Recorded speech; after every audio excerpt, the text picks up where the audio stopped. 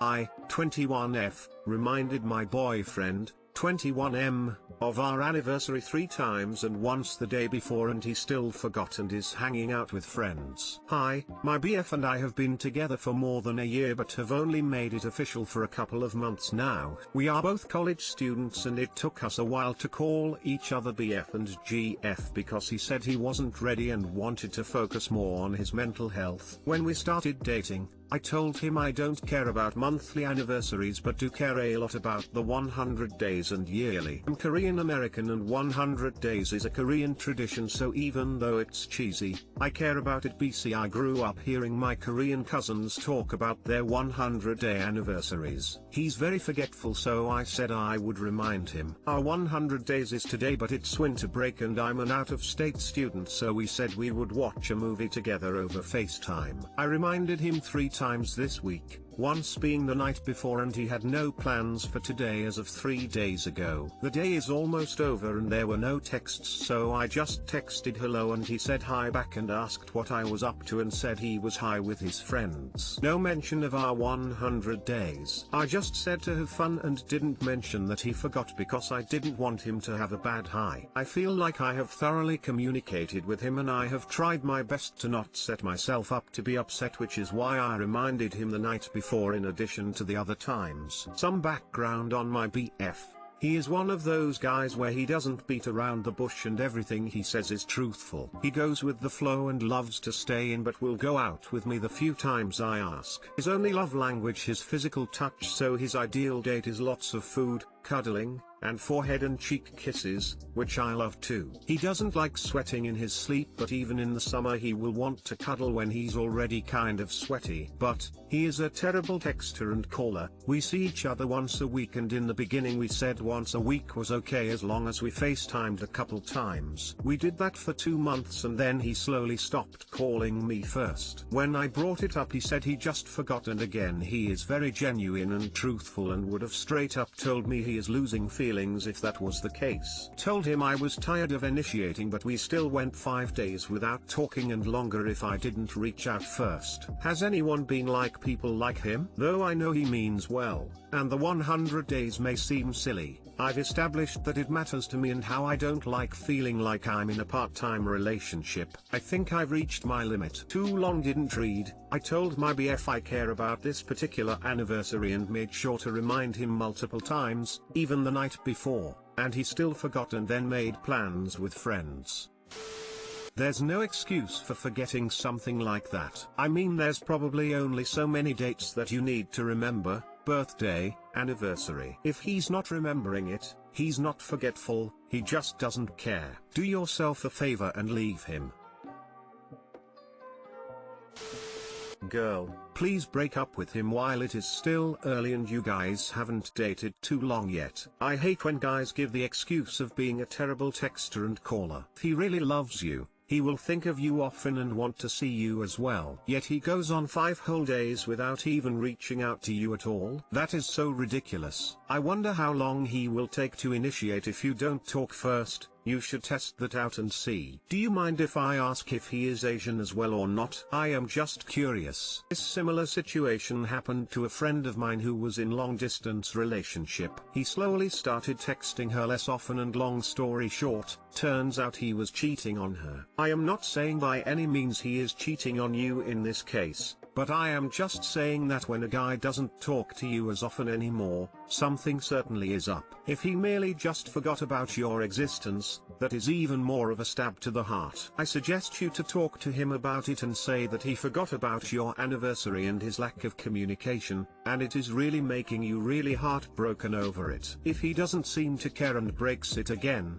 then leave. You deserve better. I know this isn't what you want to hear, but you don't have to battle for someone to appreciate you or what you value if they truly care/love you. He's showing you he doesn't very clearly. There will be someone that after they find out how important 100 days is, will make it a very special day for you. Ditch this guy and give yourself a chance to find the right one. This guy isn't it. I think this was my final straw, so I can kind of see clearly and agree. My ex gave me a 100 roses as a surprise for our 100 days. I was not expecting flowers or anything, just a simple movie where we can spend time together over FaceTime for a couple hours. I didn't know that would be so hard to accomplish. He sounds like very genuinely and honestly he just doesn't give a fuck anymore. Everyone is different, but I'm a forgetful guy and I've never forgotten her birthday or our anniversary, in 41 years.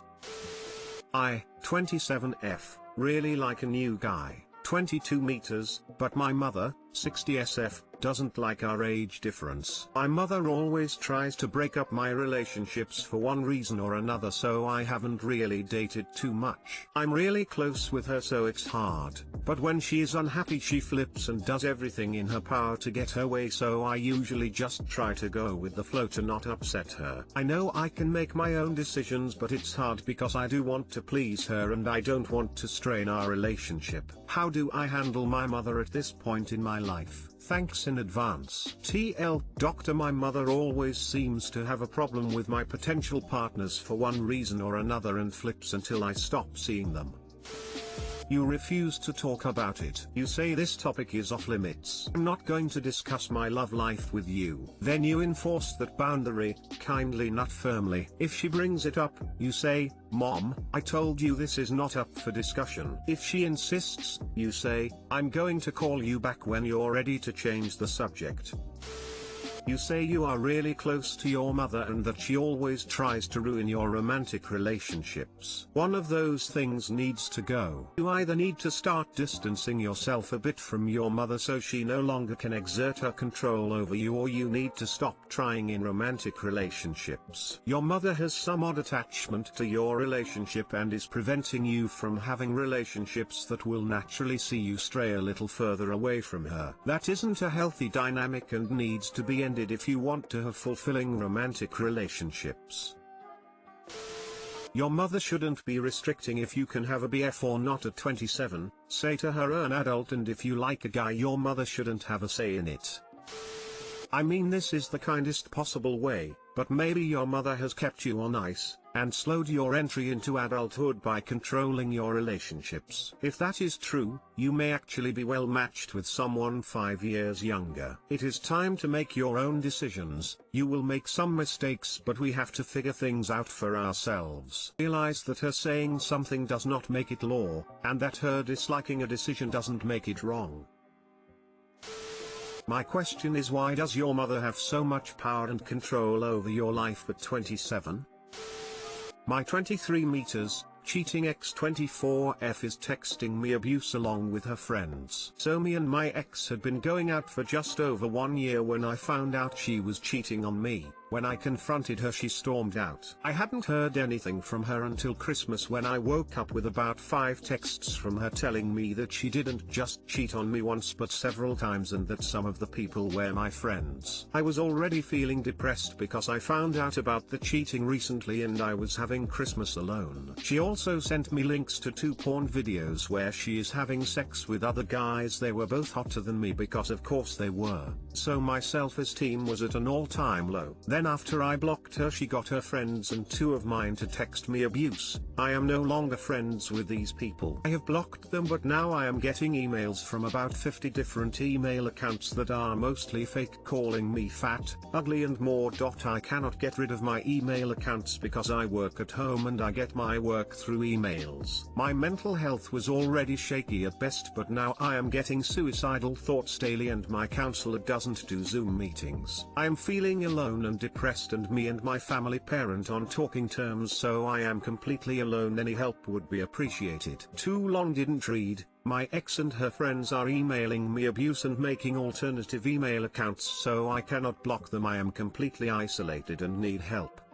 I am not on talking terms with my family and she was sleeping with a few of my friends. My counselor doesn't do Zoom Y'all, this dude's capping. Check his first post from 3 days ago. He said he caught his GF24F having phone sex with her brother. But in this post he apparently hadn't heard from her in a while until Christmas. Don't know what his angle is, but he's probably just bored and wants attention and sympathy from people.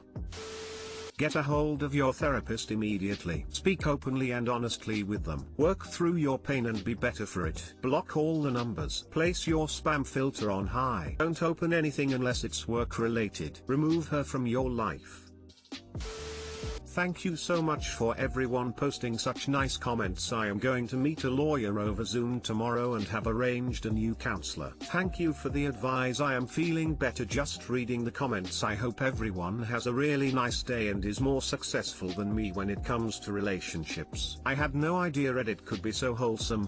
Hey man, I know it's hard, but look at the brighter side of this. The only reason she's going at you this hard is because her own life is so empty and sad that she has to do this to you to try to make herself feel better. Best revenge is for you to get whatever help you need to get through this, take care of yourself, and live the fulfilling life she can never get.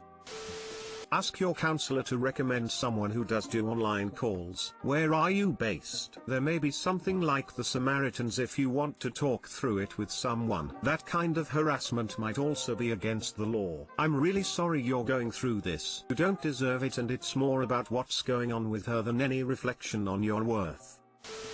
Wow, not sure if it would work. But what about a restraining order? Clear harassment, sending you inappropriate videos of sex, social stalking. It may be time to reach out to a lawyer as well. This isn't normal behavior, this is predatory. Your ex demonstrates narcissistic tendencies, and she also seems unhinged. Perhaps you can make a new business email and start to address clients/work to start using that. It's a pain in the ass, but I think it will be worth it in the long run. I'm so sorry you are going through this, but at least you are no longer with her. You are not the unattractive one in this duo, she is. I would suggest finding an interim counselor to deal with the suicidal thoughts for the time being. But above all of this, please believe me when I say you are a wonderful person who doesn't deserve this, that your life is valuable and has meaning. She is not worth your thoughts or your feelings. You deserve better and you will find better. Focus on you right now, meditate,